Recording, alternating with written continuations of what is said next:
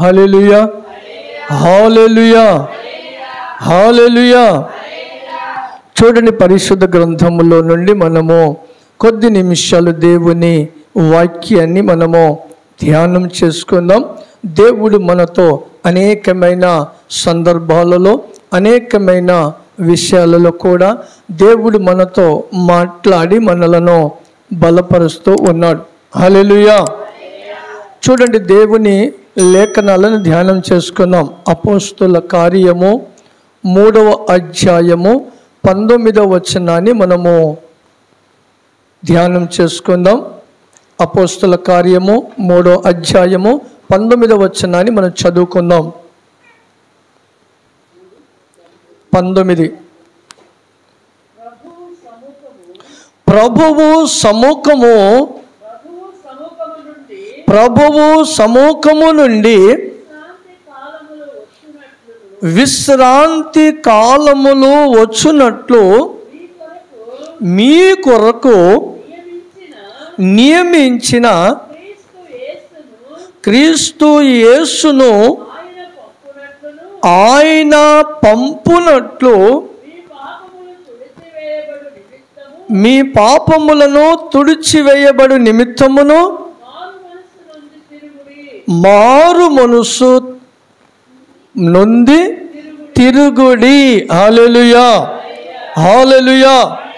చూడండి, ఇక్కడ ఈ సారాంశములను గురించి మనం ధ్యానించినప్పుడు అపోస్తులైన పేతురును యోహానును వాళ్ళు ఇద్దరు కూడా యెరూషలేము అనే ఒక మందిరములోకి వెళ్ళి మాట్లాడుతున్న మాట అండి ఇది. ఎందుకంటే అక్కడ ఆ ప్రజలు యేసు ప్రభును శిక్షించిన వారు. హల్లెలూయా. ఆ ప్రజలు శిక్షించిన వారు కనుక వారి మధ్యలోకి పేతురును యోహానును కూడా వారి దగ్గరికి వెళ్ళి ఈ మాట చెబుతూ ఉన్నారు.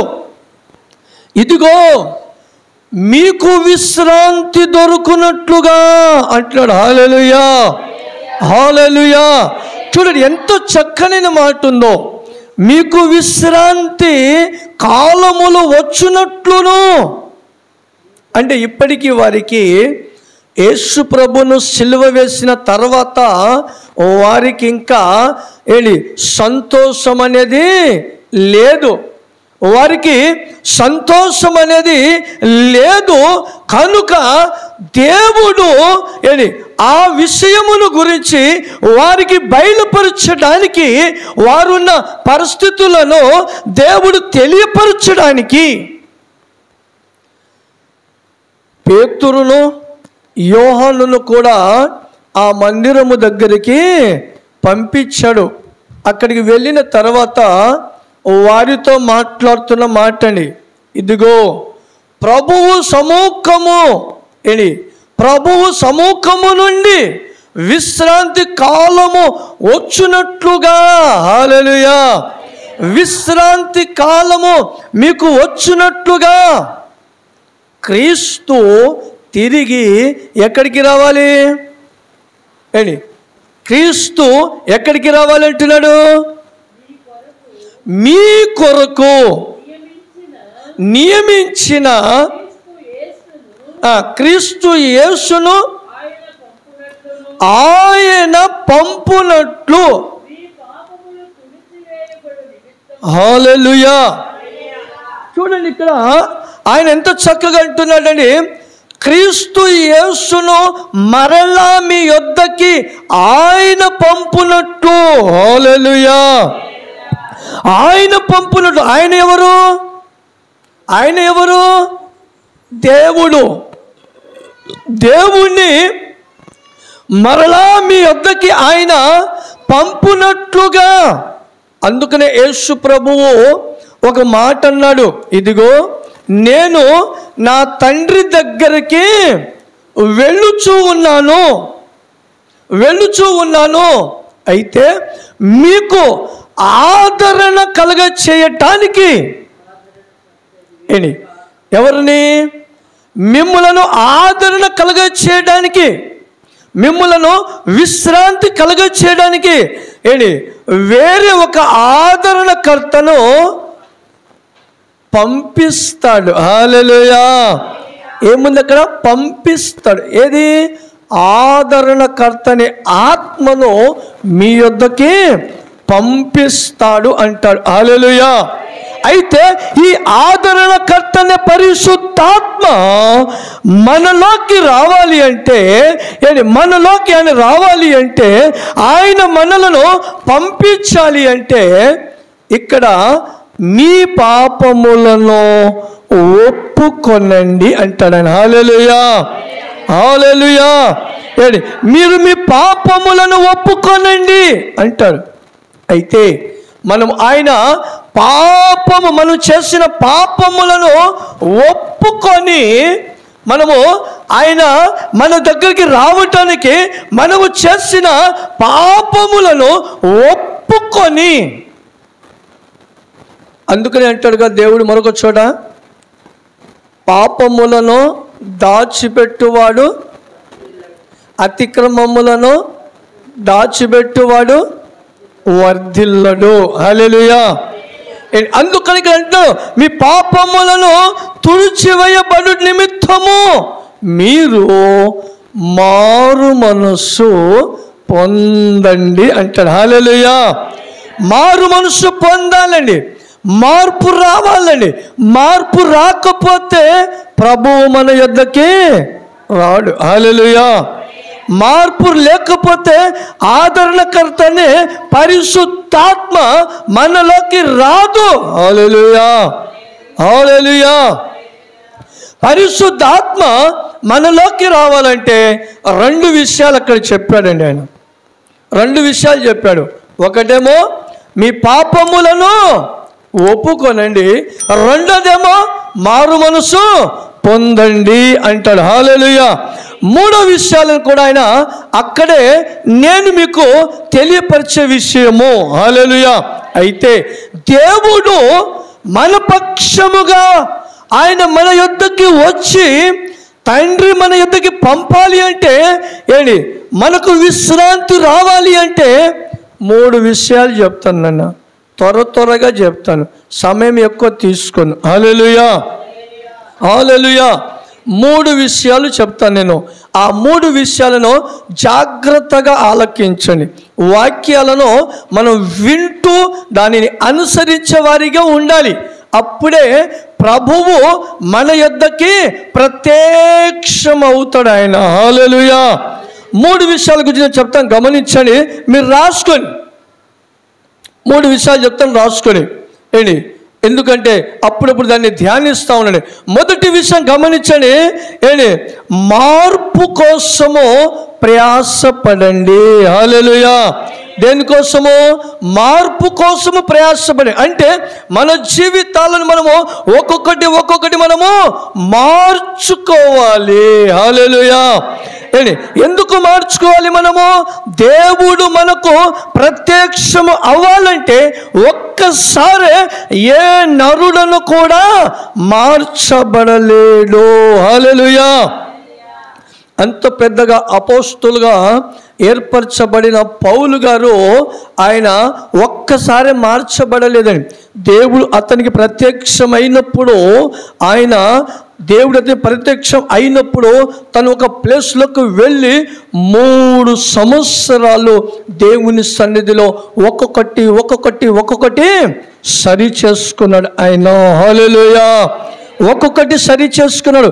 సరి చేయబడిన తర్వాత ఆయన పరిశుద్ధాత్మని పొంది అప్పుడు ఆయన సువార్తను ప్రకటించడానికి బయలుదేరాడు ఆయన. హల్లెలూయా. ఆయన సరి చేసుకున్నప్పుడు దేవుడు ఆయనకి మరోసారి అతనికి ప్రత్యక్షం అయ్యాడు. హల్లెలూయా. స్టార్టింగ్ ప్రత్యక్షమయ్యాడు. ఎందుకంటే దేవుడు ఆయన చేస్తున్న అరాచకాన్ని ఆపడానికి దేవుడు అతని ప్రత్యక్షమయ్యాడు. అతను చేస్తున్న ఆ అరాచకాన్ని బట్టి దేవుడు ప్రత్యక్షమయ్యి అతను ఉన్న ఆ గుర్రముల మీదకి వెళ్ళి కిందికి అతను పడివేసేసాడు. కానీ అక్కడ నుంచి దేవుడు అతనికి సువార్త ప్రకటించమని చెప్పలా. దాని తర్వాత ఆయనకి హనన్యని పంపించేసేసి తన కన్నులు తెరవబడిన తర్వాత తను సరి చేసుకుంటానికి 3 సంవత్సరాలు అతనికి పట్టిందండి. హల్లెలూయా. 3 సంవత్సరాలు పట్టిన తర్వాత అప్పుడు దేవుడు తనలో ఉన్న దాని అన్నిటినీ సరి చేసుకున్న తర్వాత అప్పుడు దేవుడు మరోసారి అతనికి ప్రత్యక్షమయ్యి ఇప్పుడు వెళ్ళు నువ్వు సువార్తను ప్రకటించడానికని బయలుపరిచాడు. హల్లెలూయా. అందుకని మనము కూడా ఎప్పుడైతే మనం సరి చేయబడతామో అప్పుడు దేవుడు ప్రత్యక్షం అవుతాడండి. ఎప్పుడైతే మనము సరి చేయబడతామో అప్పుడు దేవుడు మనకు ప్రత్యక్షమవుతాడు. అప్పుడు మనకు ఆశీర్వాదాన్ని కలుగ చేస్తాడు. హల్లెలూయా. మొదటి విషయం ఏమన్నాడు ఆయన? మార్చుకోవాలంటే మారు మనసు పొందాలి. రెండో విషయం ఏంటంటే నేర్చుకోవాలి. ఏం నేర్చుకోవాలి? పరిశుద్ధ గ్రంథములో ఉన్న విషయాలను పరిశుద్ధాత్మ దేవుడు బయలుపరిచినప్పుడు అది వాటిని నేర్చుకునే వారిగా ఉండాలి. హల్లెలూయా. హల్లెలూయా. నేర్పిస్తాడు ఆయన. ఎవరు నేర్పిస్తాడు? పరిశుద్ధాత్మ దేవుడు నేర్పిస్తాడు. స్టూడెంట్లకి టీచరు నేర్పించకపోతే వాళ్ళు నేర్చుకోకపోతే నేర్పించిన టీచరు నేర్పిస్తూ ఉన్నప్పుడు స్టూడెంటు నేర్చుకోకపోతే ఇప్పుడు జరుగుతున్న ఈ ఎగ్జామ్స్లలో వాళ్ళు పాస్ అవుతారా? గమనించండి, వాళ్ళు పాస్ అవుతారా? అలాగనే మనకు కూడా ఒక ఎగ్జామ్ అనేది ఉంది. హల్లెలూయా. హల్లెలూయా. అందుకనే మనము ఏం చేసేవారిగా ఉండాలి? నేర్చుకునేవారిగా ఉండాలి. హల్లెలూయా. నేర్చుకోవాలి. మూడో విషయం ఏంటంటే ఓర్చుకోవాలి. హల్లెలూయా. ఏం చేసేవారిగా ఉండాలి? ఓర్చుకునే వారిగా ఉండాలి. ఈ 3 విషయాలను గురించి 3 వాక్యాలను మీ మధ్యలోకి తీసుకొచ్చి పరిశుద్ధాత్మ దేవుడు మనతో ఏ విషయాలను బయలుపరుస్తాడో ఆ విషయాలను గురించి మనము బలపరచడానికి మనము ప్రయత్నం చేద్దాము. హల్లెలూయా. ఏ విషయాలు? 3 విషయాలు. ఇప్పుడు ఫస్ట్ మాట ఏంటి? మార్చుకోవాలి. రెండోది నేర్చుకోవాలి. మూడవది ఓర్చుకోవాలి. హల్లెలూయా. హల్లెలూయా. అందుకనే ఇక్కడ మనము తెలుసుకోవాల్సిన విషయం మొదటిది ఏంటంటే మనం ఏం చేయాలి? మార్చుకోవడం. స్టార్టింగ్ మనము మార్చుకోవడం. ఎలా మార్చుకోవాలి? ఏం మార్చుకోవాలి? రోమపత్రిక 12వ అధ్యాయము 2వ వచనం మనము చదివితే అపోస్తుడైన పౌలు గారు ఆ సంఘానికి ఆయన బోధిస్తున్న ప్రాముఖ్యమైన విషయం చదవండి. 12వ అధ్యాయం మొదటి నుంచి చదవండి. కాబట్టి చూడండి, సహోదరులారా, పరిశుద్ధమును దేవునికి అనుకూలమనై ఉన్న సజీవ యాగముగా మీ శరీరములను ఆయనకు సమర్పించుకొనుడని దేవుని వాత్సల్యములను బట్టి మిమ్ములను బతుమాలు కొనుచున్నాను. చూడండి, ఇట్టి సేవ మీకు యుక్తమైనది. చూడండి, మీరు ఈ లోక మర్యాదను అనుసరింపక ఉత్తమమును అనుకూలమును చూడండి సంపూర్ణమై ఉన్న దేవుని చిత్తము ఏదో పరీక్షించి తెలుసుకొనున్నట్లు. ఇక గమనించండి, మీ మనస్సు మారి నూతన మగుట వలన రూపాంతరము పొందండి. హల్లెలూయా, హల్లెలూయా. ఇక్కడ చూడండి, ఇక్కడ 3 విషయాలు చెప్పాడండి. ఇక్కడ కూడా 3 విషయాలు చెప్పాడండి. ఏమని చెప్తున్నాడు ఆయన? మొదటి విషయం ఏమంటాడు? దేవుని చిత్తమేదో మీరు వాటిని పరీక్షించాలి. దేవుని చిత్తమును మీరు తెలుసుకోవాలి. దేవుని చిత్తమును మీరు తెలుసుకోకపోతే మనకు మార్గం కనబడదండి. మనకు మార్గం కనబడదండి. మనం అనేకమైన విధాలుగా కూడా మనము బాధపడుతూ ఉంటాము. ఎందుకంటే దేవుని చిత్తం ఒకటై ఉంటే, మన ఆలోచన ఒకటై ఉంటే అక్కడ ఒకటిగా కలవదండి. శరీరమేమో లోకాశల కోసం పరిగెత్తుతూ ఉంటుంది, ఆత్మయేమో దేవుని కోసమో ప్రయత్నం చేస్తూ ఉంటుందండి. అందుకనే ఆత్మను బట్టి మనము నడుచుకుంటానికి బైబిల్ మొత్తాన్ని వివరిస్తే మీరు శరీరానుసారంగా మీరు నడిపింపబడండి అని ఎక్కడ కూడా రాయబడలేదండి. అని చెప్పేది ఏంటంటే మీరు ఆత్మానుసారంగా మీరు నడిపింపబడండి అంటారు. ఎందుకని? ఆ ఆత్మ దేవునిదై ఉన్నది. హల్లెలూయా, హల్లెలూయా. ఆత్మ ఎవరిదై ఉంది? ఆత్మ దేవునిదే ఉన్నది కనుక, ఆత్మ దేవునిదే ఉంది కనుక దేవుని వైపు మీరు మార్చబడాలని చెబుతున్నాడే కానీ శరీర సంబంధంగా మీరు ఉండాలని ఎక్కడ చెప్పలేదు. ఎందుకని? శరీరము మట్టిలో నుండి తీయబడినది. హల్లెలూయా. శరీరము మట్టిలో నుండి తీయబడిన శరీరము కాబట్టి ఆత్మ మట్టిలోకి కలవడానికి రైట్స్ లేదండి. ఆత్మ మట్టిలో కలవడానికి లేదు కనుక శరీరమే ఆత్మలోకి కలవాలి. హల్లెలూయా. శరీరమే ఆత్మలోకి కలవాలి. దేవునికి స్తోత్రం. హల్లెలూయా. అందుకనే ఇక్కడ అంటున్న మాట ఏంటంటే మీరు మీ మనస్సును మార్చుకోండి. హల్లెలూయా. ఎందుకంటే దేవుని చిత్తము మీ పక్షంగా వేరే ఒకటి ఉంది. హల్లెలూయా. వేరే ఒక ఆలోచన ఉంది. ఏమని ఉంది దేవుని ఆలోచన? దేవుడు నీకు ఆయన రాజ్యానికి వారసులు చేయాలని ఆయన ఉద్దేశము. ఆయన నిన్ను విశ్రాంతి కలగ చేయాలని ఆయన చిత్తం అండి. దేవుడు ఏం చేయాలని? నీకు ఏం కలుగ చేయాలని? ఆయన విశ్రాంతి కలుగ చేయాలని దేవుడు. కానీ మనం ఏం చేస్తాం? విశ్రాంతి పొందుతామా? రాత్రి పండుకున్నప్పుడైనా సరే కలలో అయినా కానీ ఎంత డబ్బులు ఉన్నాయి, ఎంత బంగారం ఉంది, ఎవరికి ఇవ్వాలి, ఎక్కడ సంపాదించాలి, కలలో కూడా అనుకుంటారండి. హల్లెలూయా.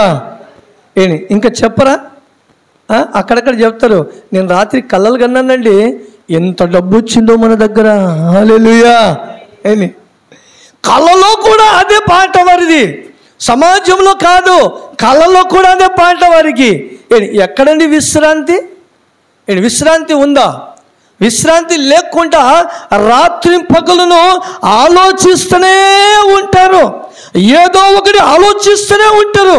అదంతా కూడా లోక మర్యాదలు. హల్లెలూయా, హల్లెలూయా.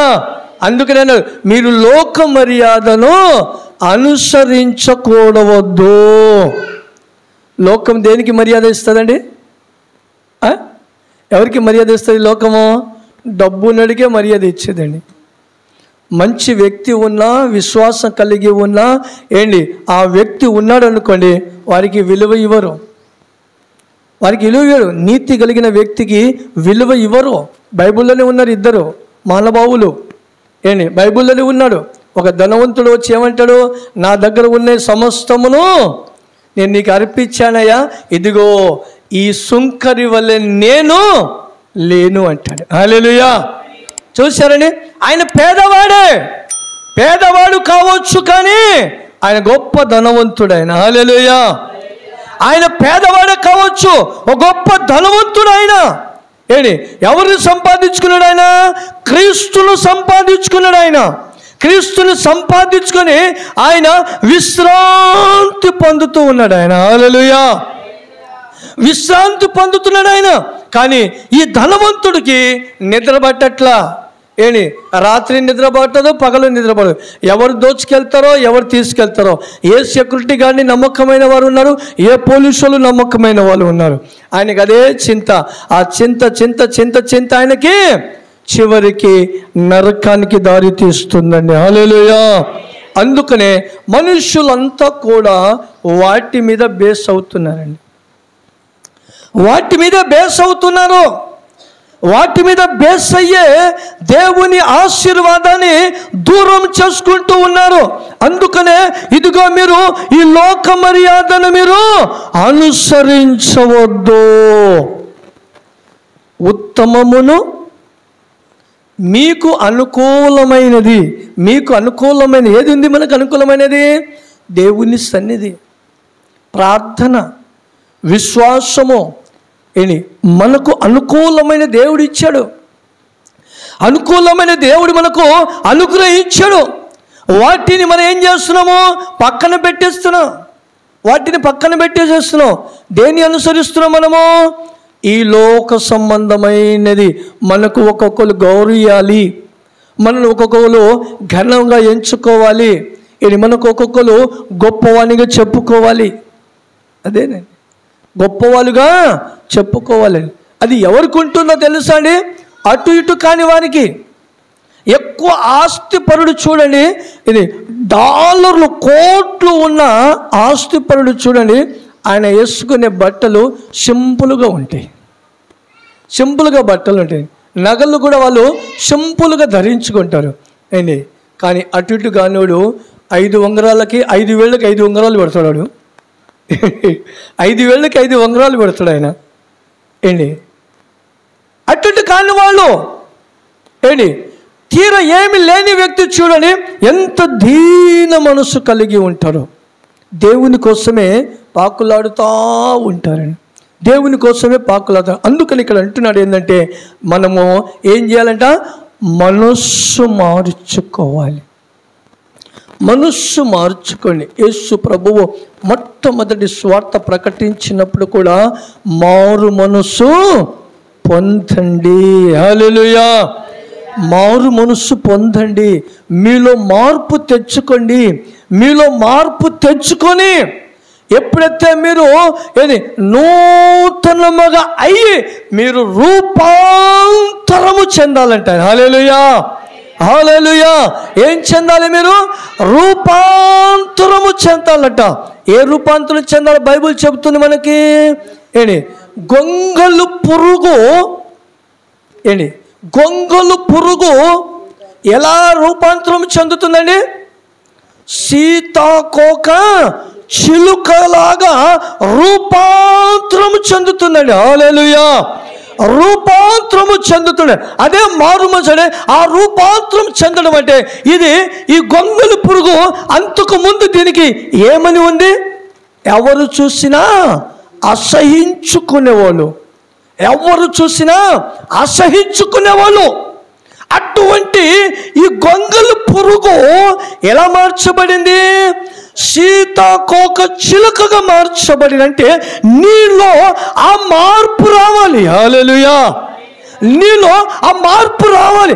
అనేకులు కూడా ఆ సీతాకోక చిలుక ఎంత చక్కగా ప్రేమిస్తారు. అందరూ ఎవరు కూడా విడిచిపెడతారు, పట్టుకోవడానికి ప్రయత్నం చేస్తూ ఉంటారు. హల్లెలూయా. అందరూ కూడా దాన్ని పట్టుకోవడానికి ప్రయత్నం చేస్తారు. అలాగనే మనకు అనేకులు కూడా వెంబడించే వారిగా ఉండాలి. హల్లెలూయా, హల్లెలూయా. ఎలా ఉండాలి? మనము అనేకులు కూడా మనలను వెంబడించే వారిగా ఉండాలి. ఆ సీతాకోక చిలుక ఎలాగైతే వెంబడిస్తూ ఉంటారో అలాగున కూడా మనలను వెంబడించే వారిగా ఉండాలి. హల్లెలూయా, హల్లెలూయా. అదే రూపాంతరం అనేది. ఆ రూపాంతరము మనము చెందగలిగితే ఎమ్మటే ప్రభువు మనకేం చేస్తాడు? ప్రత్యక్షమవుతాడు. హల్లెలూయా, హల్లెలూయా. అదే నువ్వు మారు మనసుకు తగిన ఫలము పొందండి అన్నాడు. హల్లెలూయా, దేనికి తగిన ఫలము? మారు మనస్సుకు తగిన ఫలము మీరు పొందాలి. ఏ తగిన ఫలము? యేసు ప్రభువును తండ్రి మన యొద్దను పంపించేలాగా ఉండాలి. హల్లెలూయా, హల్లెలూయా. ఆయన కుమారుని మన కోసము పంపించేవారిగా ఉండాలి. పంపించేవారిగా ఉండాలి. అది మనము చెందవలసిన రూపాంతరము. హల్లెలూయా, హల్లెలూయా. అదండి మనము నేర్చుకోవలసినది, మనం మార్చుకోవాల్సినది. మారు మనసుకు తగిన ఫలము పొందాలి. తగిన ఫలం పొందించాలి. అప్పుడు మనలను ఎవ్వరు కూడా ఏమీ చేయలేరు. ఏ దుష్టుడు కూడా మనలను ఆవరించలేరు. హల్లెలూయా. ఏ దుష్టుడు కూడా మనలను ఆవరించలేరు. ఆయన శక్తిని మనకు అనుగ్రహించేసే కుమారుడే మనలోకి వచ్చేస్తాడండి. హల్లెలూయా, హల్లెలూయా. మీకు ఒక ఉదాహరణ చెప్పిన, ఇప్పుడు బిందెల నీళ్లు నిండా ఉంటుంది. నీళ్లు నిండా ఉన్నప్పుడు ఆ నీళ్లు లోపల ఉన్నప్పుడు పైనుంచి ఇంకా వేరే నీళ్లు పోసామనుకోండి, ఆ నీళ్ళు లోపలికి వెళ్ళదా? వెళ్ళదు. ఎందుకని వెళ్ళదు? అది లోపల ఆల్రెడీ నీళ్లు ఉంది కాబట్టి, అందులో నీళ్లు ఉంది కాబట్టి మళ్ళా మనము పోయడానికి నీళ్ళు అందులో రాదు. పరిశుద్ధాత్మ దేవుడు మన హృదయములో ఉన్నప్పుడు, మనలో ఉన్నప్పుడు ఇంకా దుష్టుడు ఏ మాత్రమును కూడా ఆయన ప్రవేశించడానికి రైట్స్ లేదు. హల్లెలూయా. ఏ మాత్రము ఆ దుష్టుడికి రైట్స్ లేదండి. అందుకనే మనం ఎటువంటి వారమై ఉండాలి? మారు మనస్సుకు తగిన ఫలము మనలో రావాలి. హల్లెలూయా. మారు మనసు తగిన ఫలము మనలోకి రావాలి. అప్పుడే ఆ పరిశుద్ధాత్మ దేవుడు మనలోకి ప్రత్యక్షమవుతాడు. హల్లెలూయా. ఇప్పుడు ఆత్మ అవసరమా, యేసు ప్రభు అవసరమా? రెండు ఉదాహరణలు ఉన్నాయి. చెప్పండి మీకు. ఇప్పుడు ఎవరు కావాలా? ఆత్మ అవసరమా, యేసు ప్రభు అవసరమా? అమ్మా చెప్పండి. ఇప్పుడు యేసు ప్రభు అవసరమా, ఆత్మ అవసరమా? అమ్మా యేసు ప్రభు అవసరమా, ఆత్మ అవసరమా? ఏం కావాలి? ఇప్పుడు ఏం కావాలి? యేసు ప్రభు కావాలా? యేసు ప్రభు కావాలంటే ఖచ్చితంగా రాకడ వచ్చేది. హల్లెలూయా. రాకడే వచ్చేది. ఆయన వస్తే ఎక్కడికి తీసుకెళ్తాడు? రాకడలోకి తీసుకెళ్తాడు. పరిశుద్ధాత్మ కావాలని కోరుకోవాలి. పరిశుద్ధాత్మని కోరుకోవాలి. ఎందుకో తెలుసా? ఇప్పుడు ఆదరణకర్తని ఆత్మను మీ యొద్దకి పంపిస్తాడు. ఇప్పుడు శరీరానుసారంగా యేసు ప్రభువు లేడు, ఆత్మానుసారంగా ఉన్నాడు. ఆత్మానుసారంగా ఉన్నాడు కనుక ఆత్మ అవసరం. ఇప్పుడు మనకి ఆత్మ అవసరము. ఈ ఆత్మ అవసరం కాబట్టి ఆత్మ మనకైనా బయట కనబడిద్దా? కనబడదు. మనలో ఉంటాడు ఆయన. హల్లెలూయా. మనలో ఉంటాడు కనుక ఆ ఆత్మను మనము కోరుకోవాలి. అందుకనే పరిశుద్ధాత్మనే ఆదరణకర్తను నేను పంపిస్తాను అని ఆయన చెప్పినట్లుగా ఆ ఆత్మను ఆయన మన యొద్దకి పంపించాలి. హల్లెలూయా. ఆయన పంపిస్తే ఆత్మనే పంపిస్తాడు. శరీరానుసారంగా పంపించాడు అనుకో, ఆయన భయంకరంగా వస్తాడు. ఆయన రెండో రాకడకు సిద్ధము కలిగి వస్తాడు ఆయన. హల్లెలూయా, హల్లెలూయా. అందుకనే మనం ఎటువంటి వారమే ఉండాలి? ఇప్పుడు రూపాంతరము చెందిన వారమై ఉండాలి.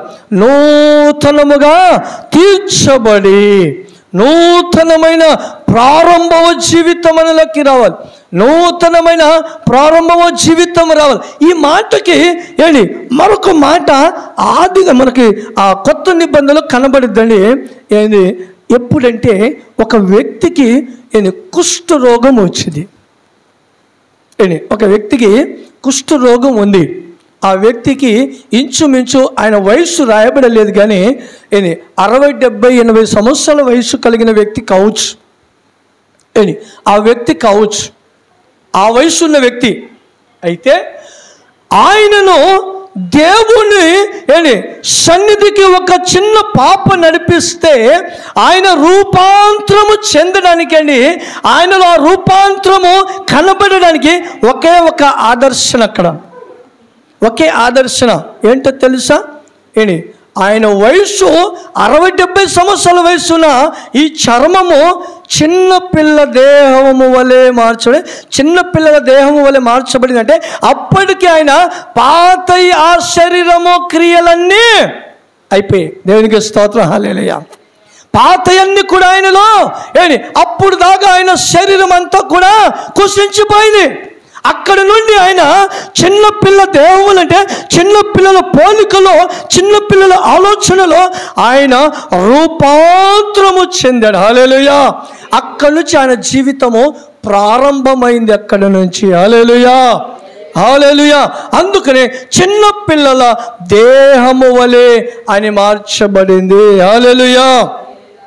అందుకనే ప్రభు అక్కడక్కడ కూడా ఆయన చెబుతూ ఉన్న మాట ఏంటంటే అయ్యా, మేము నిత్య జీవ రాజ్యానికి మేము చేరాలంటే మేము ఎటువంటి వారై ఉండాలంటే చిన్న పిల్లలను ఎత్తుకొని ఇదిగో ఇటువంటి వారి మనస్సు కలిగి మీరు ఉన్నవారైతేనే పరలోక రాజ్యానికి చేర్చబడతారు. హల్లెలూయా, హల్లెలూయా. ఎటువంటి వారంట? చిన్నపిల్లల దేహము వలె, చిన్నపిల్లల మనస్సు వలె, చిన్నపిల్లల వలె మీరు ఉండగలిగితే మీరే పరలోక రాజ్యానికి చేర్చబడతారంటాడు ఆయన. హల్లెలూయా. అందుకనే మనము అటువంటి స్థితిలోకి వెళ్ళాలి. అటువంటి స్థితిలో లేకపోతే ప్రభువు మనకు ప్రత్యక్షము కాడు. హల్లెలూయా, హల్లెలూయా. రెండో విషయం ధ్యానించుకుందాం. రెండో విషయం ఏంటి? నేర్చుకోవాలి. ఏం నేర్చుకోవాలి? అపోస్తుల కార్యము 22వ అధ్యాయము 14వ వచనాన్ని చదువుకుందాం. అపోస్తుల కార్యము 22వ అధ్యాయము 14వ వచనం కానించి మనం చదువుకుందాం.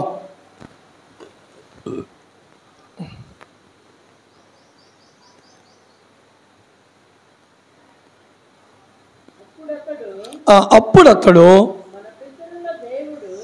మన పితరుల దేవుడు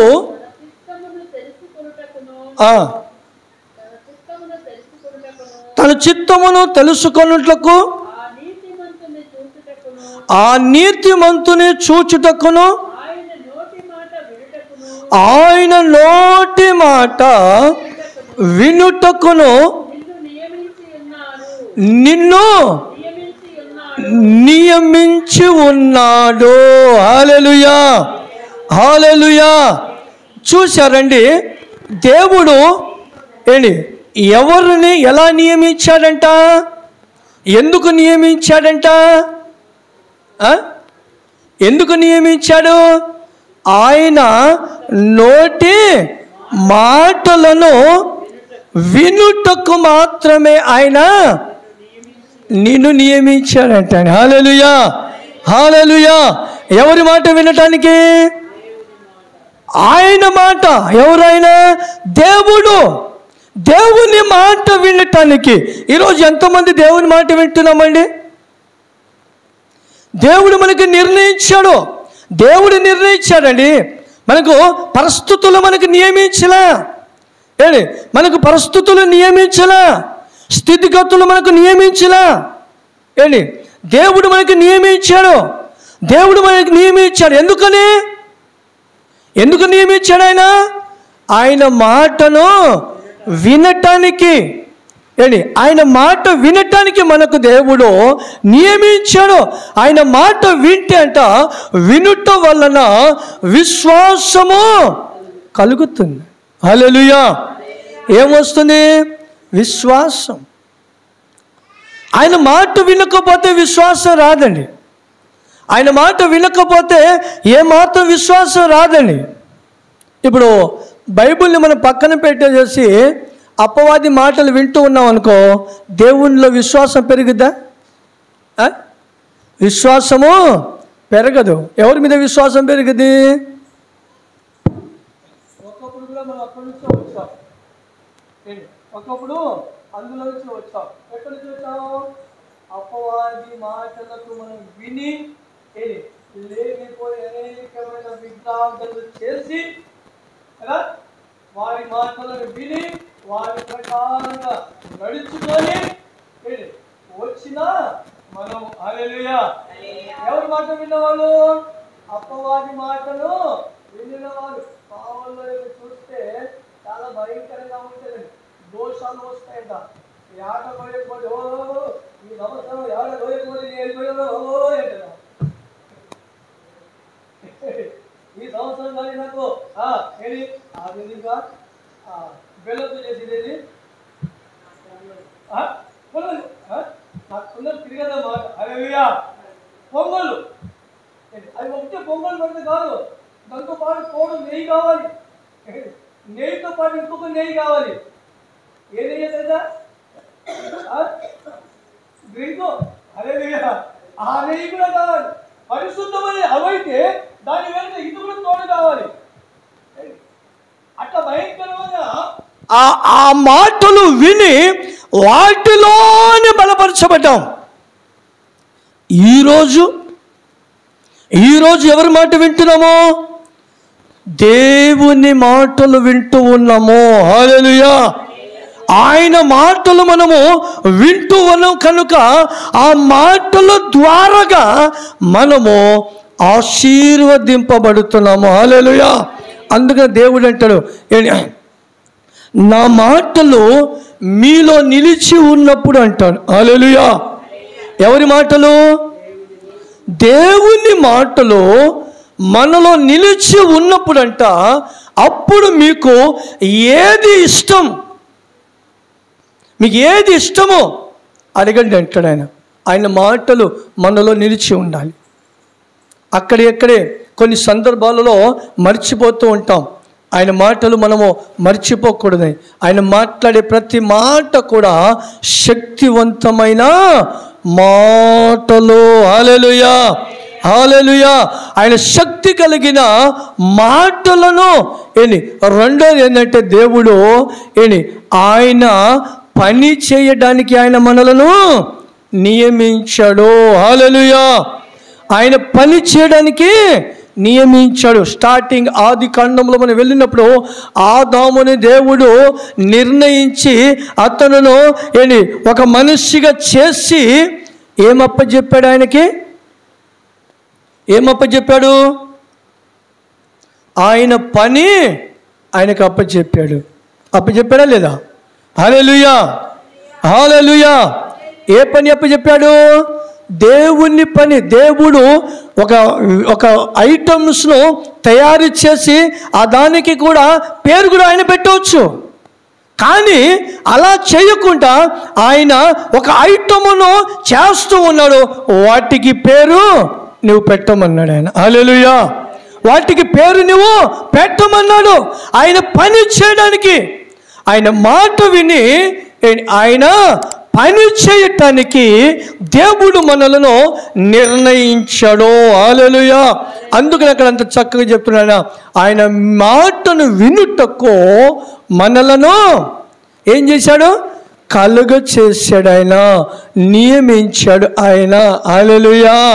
అందుకనే దేవుని మాటను వినకుండా కొంత ప్రజలండి, కొంతమంది దేవుడు వారిని ఆశీర్వదించినప్పుడు వాళ్ళు విస్తరింపబడి దేవుని మాట వారిలో ఉండకుండా వారిలో ఉన్న ఒక ఆలోచనలను వాళ్ళు ప్రయోజకరం చేస్తారు. మనం అందరమును వెళ్ళి ఈ మైదానములో ఒక పెద్ద గోపురము కడదామంటారు. పెద్ద గోపురం కడదామంటారు. కట్టి ఏం చేయాలంటారు వాళ్ళు? ఆ గోపురము వలన మనకు మంచి నేము తెచ్చుకుందామని. హల్లెలూయా. మంచి పేరు తెచ్చుకుందామని. దేవుని కోసం పని చేయండి నాయన అంటే ఎవరి కోసం చేస్తున్న పని? వారి కోసం పని చేయాలని నిర్ణయించుకున్నారు. కానీ దేవుడు ఏం చేశాడు?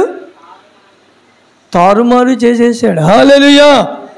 తారుమారు చేసేసాడు. అందుకనే దేవుని మాటలు మనం వినకపోతే మనకొచ్చే ఆశీర్వాదాన్ని కూడా దేవుడు అలాగునా బ్రేక్ చేస్తాడు. హల్లెలూయా. ఆయన బ్రేక్ చేసేస్తాడు. అందుకనే ఆయన మాటను మనము వినేవారిగా ఉండాలి. మూడో విషయం త్వరగా తీసుకెళ్తాను, ఎందుకంటే ఈరోజు సంస్కారం ఉంది కాబట్టి. మూడో విషయం ఏమని ఉంది అక్కడ? ఓర్చుకోవాలి. హల్లెలూయా. ఓర్చుకోవాలి. ఏం ఓర్చుకోవాలండి? ఓర్చుకోవడం వలన వచ్చే ప్రయోజనాలు, ఓర్చుకోవడం వల్ల వచ్చే ప్రయోజనాలు చూడండి. అక్కడ హెబ్రీ రాసిన పత్రిక 2వ అధ్యాయము 10వ వచనాన్ని మనం చదువుకుందాం. 2వ అధ్యాయము 10వ వచనం. హెబ్రీ రాసిన పత్రిక 2వ అధ్యాయము 10వ వచనాన్ని మనం చదువుకుందాం.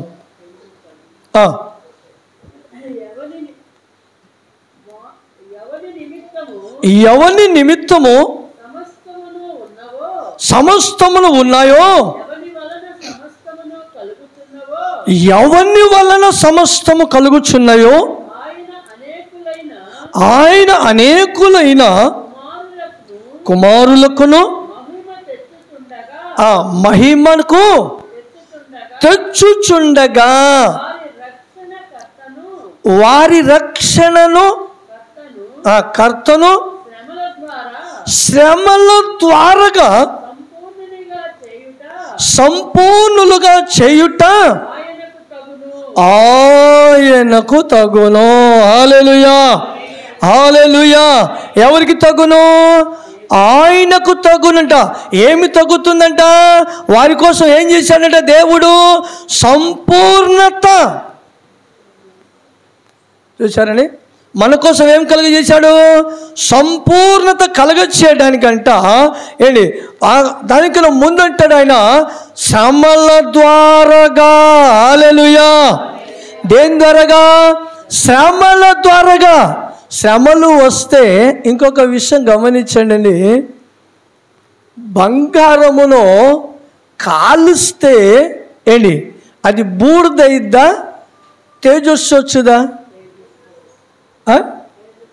దానికి తేజస్సు వచ్చింది కానీ బూడిది అవ్వదు. హల్లెలూయా. బంగారం బూడిది కాదని, దాని మీద ఉన్న అనేకమైన తుప్పు రాలిపోవడానికి అంటది. హల్లెలూయా. ఏం రాలిపోవడానికి? తుప్పు రాలిపోవడానికి. వెండిని చూశారు మీరు? అప్పుడు మీ పట్టీలు ఉంటాయి కదా, కొద్దిగా కడిగించుకొద్దాంలే అని వెళ్తారు కదా. అప్పుడు కౌన్సిలర్ ఏం చేస్తారు? ముందు అగ్నిలో వేసి దానికి బాగా కాల్చి బయట తీసి దాని తర్వాత శుభ్రం చేస్తాడు. కరిగిపోద్ది. బూడిదైద్ది అది? బూడిది కాదు. ఇది శ్రమ అనేది మనకు తేజస్సు కలగ చేయడానికంట. హల్లెలూయా. మనకు రూపాంతరములోకి తీసుకువెళ్ళటానికే శ్రమ మనకి అవసరం అంటది. హల్లెలూయా. ఈ శ్రమ మనకు అవసరమంట. అందుకనే శ్రమ వచ్చినప్పుడు మీరు ఎప్పుడు కూడా ఏం చేయాలంటే, అయ్యా ఈ శ్రమ మా నుండి తొలగించమని ప్రార్థన చేయకూడదు. హల్లెలూయా. శ్రమలో ఏం చేయాలి? విజయాన్ని చూడాలి. ఎలా చూడాలి? నిలిచి ఉండి చూడాలి. హల్లెలూయా. నిలిచి ఉండి ఆ శ్రమలలో నుండి నీలో ఒక తేజస్సు కనబడుతూ ఉంటుందంట. హల్లెలూయా. హల్లెలూయా. అందుకనే మనము ఏం చేయాలి? ఆ శ్రమ వచ్చినప్పుడు మనం ఓర్చుకునే వారిగా ఉండాలి. హల్లెలూయా. ఓర్చుకోకపోతే మనము తేజస్సుగా మనము మార్చబడలేమో. హల్లెలూయా. హల్లెలూయా. 3 విషయాలను మనము ధ్యానం చేసాం. ఇంకా వాటి వివరణ కోసం వెళ్తే వారికి తగిన వాక్యాలు ఇంకా చాలా ఉన్నాయి ఒక్కొక్క వాటికి. కానీ మనకు సమయం లేదు కాబట్టి యుక్తముగా మాటలు మనము నేర్చుకున్నాం. మొదటిగా ఏం నేర్చుకున్నాం? మనము మార్చుకోవాలి, సరి చేసుకోవాలి. ఏమేమి చేయాల్సినవి ఉన్నాయో వాటిని మనము సరి చేసుకోవాలి, మార్చుకోవాలి. మారు మనసుకు తగిన ఫలము పొందాలి. రెండోది నేర్చుకోవాలి. ఏం నేర్చుకోవాలి? దేవుని వాక్యములను మనము నేర్చుకోవాలి. ఆయన మాట్లాడేటప్పుడు ప్రతి మాటని కూడా మనము నేర్చుకుంటూ ఉండాలి. ఈరోజు దేవుడు నాతో ఏం మాట్లాడాడు, రేపేం మాట్లాడుతూ ఉంటాడు, ఎల్లుండి ఏం మాట్లాడతాడు, అవతలెల్లుండి ఏం మాట్లాడుతూ ఉంటాడని ప్రతిరోజు రోజు రోజు రోజు రోజు దేవుడు మాట్లాడుతూ ఉన్నప్పుడు మనం ఒక్కొక్కటి నేర్చుకునే వారిగా ఉండాలి. మూడో విషయము ఓర్చుకోవాలి. హల్లెలూయా. అన్ని విషయాలలో మనము ఓర్చుకునే వారిగా ఉంటే దేవుని కుమారుణ్ణి ఆయన మన యొద్ద పంపించి మనకేం కలుగజేస్తాడు? విశ్రాంతిని కలుగచేస్తాడు. హల్లెలూయా. అందుకనే ఈ మాటను పేతురు గారు ఆ సంఘములోకి వెళ్ళి, ఆ మందిరంలోకి వెళ్ళి, అక్కడ వెళ్ళి ఈ మాటలు వారికి బోధించారు. ఇదిగో మీరు మీ మనస్సు మార్చుకొని మీ పాపములను ఒప్పుకొని విడిచిపెట్టండి, దేవుడు మీకు విశ్రాంతిని కలుగచేస్తాడు. హల్లెలూయా. విశ్రాంతి దేవుడు కలుగచేస్తాడు. కనుక మనం అటువంటి ఆ అనుభవంలోకి వెళ్ళి ఆయన ఆశీర్వాదాలు పొంది మనము విశ్రాంతిని మనము తీసుకుందాం. దేవుడి మాటలను దీవించి ఆశీర్వదించునుగాక. ఆమేన్. హల్లెలూయా. హల్లెలూయా.